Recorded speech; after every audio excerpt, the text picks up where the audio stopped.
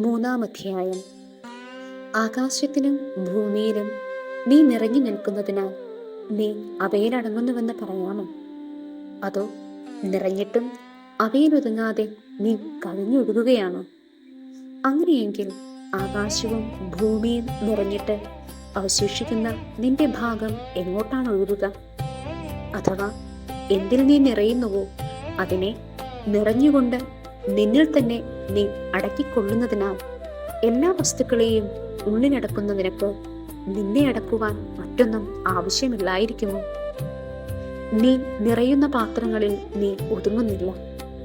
എന്തെന്നാൽ അവ തകർന്നാലും നീ ഒഴുകിപ്പോകുന്നില്ല. ഞങ്ങളിലേക്ക് നീ ഒഴുകി വരുമ്പോൾ അതുവഴി നീ അധപ്പതിക്കുകയല്ല, ഞങ്ങൾ ഉദ്ധരിക്കപ്പെടുകയത്രേ ചെയ്യുന്നത്.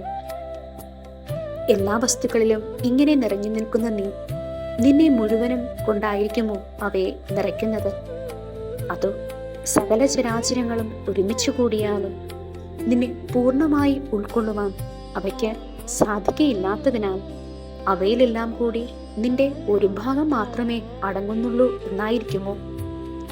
അഥവാ വലിയ വസ്തുവിൽ നിന്റെ ഒരു വലിയ ഭാഗവും ചെറിയ വസ്തുവിൽ ചെറിയ ഭാഗവും എന്നിങ്ങനെ ഓരോ വസ്തുവിലും നിന്റെ ഓരോ ഭാഗമാണോ ഉള്ളത്?